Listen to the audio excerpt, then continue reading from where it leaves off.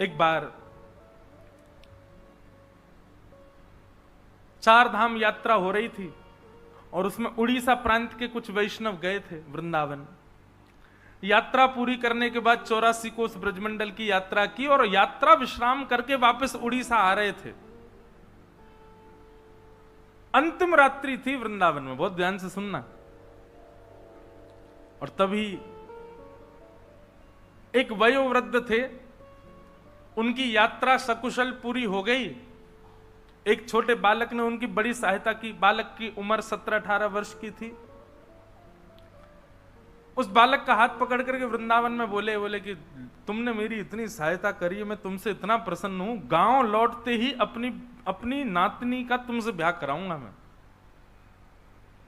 तुम जैसा श्रेष्ठ दामाद नहीं मिलेगा हमारे परिवार को। मैं अपनी पुत्र की पुत्री का ब्याह तुमसे कराऊंगा।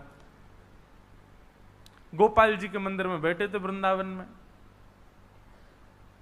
अब उस बालक की कोई ऐसी ब्याह की इच्छा नहीं थी, पर उन्होंने कह दिया तो उसके मन में भी इच्छा प्रकट होगी, चलो अच्छा है, लौट के मेरा ब्याह हो जाएगा, अच्छी बात है। गांव लौट करके जब आए तो गांव में आकर के वो बुजुर्ग ने घर में कहा कि भाई मैंने इसके लिए एक वर ढूंढ लिया है, उसने मेरी बड़ी सेवा करी यात्रा में, उसी से ब्याह होगा। किसी ने आकर के कहा अरे वो तो ऐसा है, उसके परिवार तो ऐसे, उसके दादा ऐसे, वहां हम अपनी बेटी को नहीं भेजेंगे। और घर वालों के प्रेशर में आकर के बेचारे उस वयोवृद्ध ने मना कर दिया। बोले भैया हमारी कोई बात नहीं हुई तुमसे, कोई ब्याह नहीं होगा, ये तो वो तो ऐसे ही बोल दिया था हमने आनंद में। और सुनो, हमने बोला ही नहीं है। बालक बोला मैं ब्याह नहीं करूंगा, लेकिन इनसे सत्य तो बुलवा के रहूंगा। उसने पंचायत में जाकर के बात कही। पंचों ने बुला करके कहा, बोले आपने वृंदावन में इससे ऐसा कहा था कि आप अपनी नातनी से इसका ब्याह कराओगे? बोले झूठ बोल रहा है, मैंने ऐसा कहा ही नहीं है। बालक बोला मैं किसी की भी सौगंध खा सकता हूं, इन्होंने कहा है। और देखिए मुझको इनकी कन्या से ब्याह करने की कोई रुचि नहीं है, पर ये सत्य बोले कि इन्होंने ऐसा कहा था। पंचों ने कहा भैया मान जाओ। बोले हमने कहा ही नहीं है। वो अपनी बात पर अड़ गए। पंच अंत में निर्णय पर आए। बोले देखो अब एक ही निर्णय है, या तो तुम स्वीकार करो कि तुम गलत बोल रहे हो, इन्होंने कुछ कहा ही नहीं है, और यदि तुम कह रहे हो कि इन्होंने कुछ कहा है तो प्रमाण दो। किसी तीसरे ने तुम्हारी बात सुनी?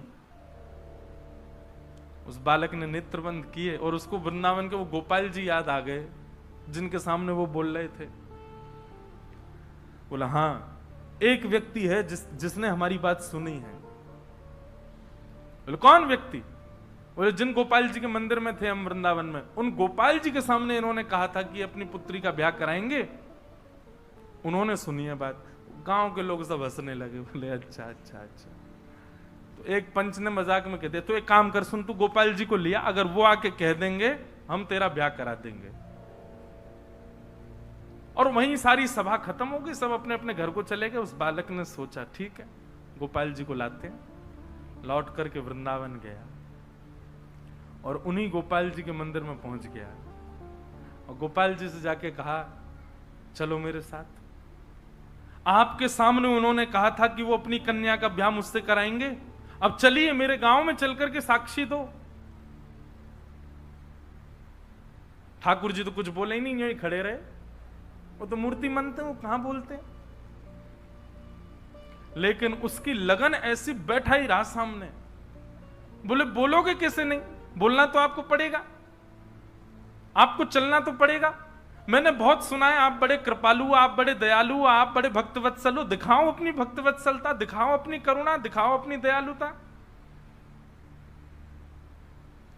अर्धरात्रि का समय, सो जाता और जैसे उठता, उठ करके फिर गेट खटखटाने लगता। ठाकुर जी चलो ना मेरे साथ, वहां चल के बोल दो ना कि मेरा, उन्होंने कहा था मेरा ब्याह हो जाएगा, मेरा घर बस जाएगा, आपको अच्छा नहीं लगेगा? ठाकुर जी को लोभ दे रहा है।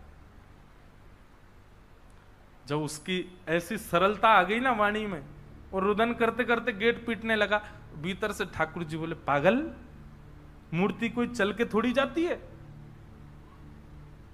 उसने जैसे ही स्वर सुना, स्वर सुनते बोला, बोले मूर्ति बोलती भी तो नहीं है, आप बोले क्यों? बोले मूर्ति बोलती भी तो नहीं है, जब चल के नहीं जाती तो बोलती भी तो नहीं है। और अब तो उसने गेट ही पकड़ लिया, बोले अब आप बोले हो तो मतलब आप चल भी सकते हो, अब तो आपको चलना पड़ेगा मेरे साथ। ठाकुर जी ने किवाड़ खोली, सामने खड़े, बड़ा जिद्दी है भाई, तुम हमको नहीं ले जा पाओगे। ठाकुर जी अब सचल ही हो गए, बिल्कुल मूर्ति वूर्ति सब त्याग दी, सचल हो गए उसके सामने। देखो एक बात मेरी याद रखना, लिख लेना कहीं पर, ठाकुर जी को प्रत्यक्ष प्रकट करना हो तो उसके लिए दो चीजें आवश्यक है। सबसे पहली उत्कंठा। उत्कंठा मतलब व्याकुलता। जैसे प्यासा व्यक्ति पानी के लिए व्याकुल, वैसी व्याकुलता ठाकुर जी के लिए हो तो ठाकुर जी सचल हो सकते हैं। और दूसरा जिद पकड़ लो, ठाकुर जी के पीछे ही पड़ जाओ, हाथ धो के, बोल मिलोगे कैसे नहीं, तो ठाकुर जी में। ये दो ही तरीके हैं उनको सचल करने के, बाकी फिर साधन और भी हैं, लेकिन इन दो तरीके से मैंने कई भक्तों के चरित्र में देखा ठाकुर जी सचल हो गए। भगवान बोले देख तू हमको नहीं ले जा पाएगा। बोले क्यों नहीं ले जा पाऊं? बोले मुझे बहुत भूख लगती है, 8 बार भोजन करता हूं मैं दिन भर, कहां से खिलाएगा मुझे? बोला मैं आपकी सब व्यवस्था कर दूंगा लेकिन आप मेरे साथ चलो। भगवान बोले बड़ा विचित्र है, तू मतलब केवल अपना घर बसाने के लिए ठाकुर को वृंदावन से उड़ीसा लेके जाएगा? बोले नहीं कर सकते आप मेरे लिए, आपके लिए कौन सी बड़ी बात। आप जब वैकुंठ से आ सकते हो गजेंद्र की रक्षा करने, मेरे लिए उड़ीसा तक नहीं जा सकते? वैकुंठ से पृथ्वी की दूरी ज्यादा है कि या वृंदावन से उड़ीसा दूर ज्यादा है? ठाकुर जी बोले हर बात का तर्क है तेरे पास में, मैं आपकी सारी व्यवस्था कर दूंगा, भोजन प्रसाद सब मिल जाएगा नाथ, लेकिन मेरे संग चलो।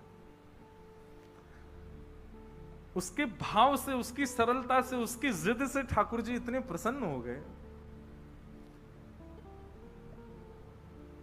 मुझे बात कहते कहते कभी मैं बड़ा भावुक हो जाता हूं कि जिस वृंदावन को ठाकुर जी कभी नहीं त्यागते, अपने कई वैष्णव भक्तों के प्रेम के लिए ठाकुर जी ने ब्रज तक को त्यागा है। और श्री गोपाल जी चल पड़े, बस एक नियम दे दिया, बोले पीछे मुड़ करके मत देखना, जब चल रहे होंगे, जब भोग लगाना होगा हम कुछ आवाज कर देंगे, तुम रुक जाना, भोग बनाना पवा देना, लेकिन जब चलने की बारी आए तो पीछे मत देखना। ठाकुर जी, वैष्णव ने पूछा जान सकता हूं क्यों? ठाकुर जी बोले ललित गति विलास वल्गुहास प्रणय निरीक्षण कल्पितो रुमान।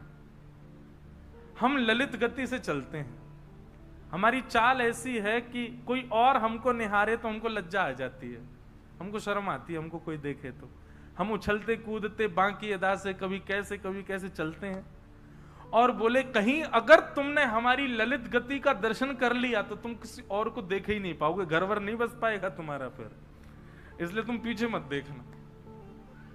ठीक है, चलने लगे, चलते चलते पूरा रास्ता सफर तय कर लिया, भोजन प्रसाद पाते दोनों भक्त भगवान चल करके उड़ीसा प्रांत में आ गए। जैसे ही उस गांव में पहुंचे जहां का वो व्यक्ति था, वहीं पास के समुद्र के किनारे चलने लगे। ठाकुर जी की पाजेबों की आवाज से उसको अनुभव होता था कि ठाकुर जी पीछे चल रहे हैं, लेकिन समुद्र की रेत जैसे ठाकुर जी के पायलों में भर गई तो आवाज आनी बंद हो गई। उसको संशय हुआ कि ठाकुर जी कहीं रुक तो नहीं गए, और तब तुरंत उसने पीछे देखा, ठाकुर जी ललित गति से खड़े थे, वैसे ही खड़े रह गए। बोले अब नहीं जाऊंगा, तेरे से मना करी थी पीछे मत देखना। बोले आपकी आवाज नहीं आई पैरों की, पायलों की, इसलिए देखा मैंने। भगवान बोले अब जो भी हो, अब इससे आगे नहीं जाऊंगा, 2 किलोमीटर रह गया मेरा गांव, 2-3 किलोमीटर ही तो है बस, चल दो गुरु।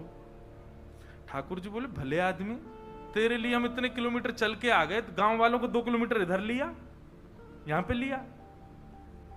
दौड़ा दौड़ा गया, सारे पंच और सारे गांव वासियों को बोला, बोले चलो चलो चलो, गोपाल जी आ गए, गोपाल जी आ गए, साक्षी देने गोपाल जी आए। गांव वालों को लगा क्या पागलपन है इसका, इतने महीनों बाद आया और यूं कह रहा गोपाल जी आ गए।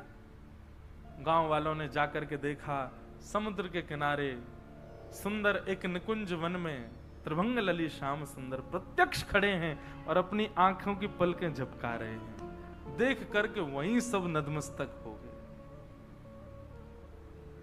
ठाकुर जी ने साक्षी दी कि हां, मेरे मंदिर में इन बुजुर्ग महापुरुष ने इनको वचन दिया था कि गांव जाकर के ये अपनी कन्या का विवाह इससे कराएंगे। और गांव के लोग तो रोने लगे, नेत्रों में आंसू भरा है सबके, और ठाकुर जी मूर्तिमंत हो गए, उसके ऊपर कृपा की। और भी प्रसंग साक्षी गोपाल भगवान के आते हैं कि जब साक्षी गोपाल भगवान आ गए तो, और भी प्रसंग साक्षी गोपाल भगवान के आते हैं कि जब साक्षी गोपाल भगवान आ गए तो पंडा पुजारी सब सोचने लगे अब इनके लिए मंदिर बने तब तक कहां रहेंगे। ठाकुर जी बोले इनको एक काम करो, जगन्नाथ मंदिर में विराजमान करे आओ। ऐसी कथा सुनी है मैंने, तो उनको श्री जगन्नाथ मंदिर में विराजमान करवा दिया। और जैसे ही वो जगन्नाथ मंदिर में विराजमान हुए, एक सप्ताह के अंदर श्री जगन्नाथ जी पतले हो गए। ये जगन्नाथ जी, पुजारी जी बोले ठाकुर जी कमजोर से लग रहे हो। ठाकुर जी बोले क्या करें, आजकल भोजन मिलता ही नहीं हमको। बोले क्यों? बोले नया ठाकुर आया, साक्षी को सबरा भोजन खा जाता है। मां सुदर्शन जी बेचारे 5 दिन से भूखे, वो बलराम जी का भी खा जाता है, सुभद्रा जी का, सबरा अकेला पा जाता है, और हम लोगों को कहता खबरदार जो छुआ तो। तुम लोग तो भोग धर के कपाट बंद करके चले जाते हो, पूरे भोजन पर अकेले उसी का राज रहता है। तब राजा ने जल्दी जल्दी साक्षी गोपाल जी का मंदिर बनवाया और उनको वहां विराजमान करवाया।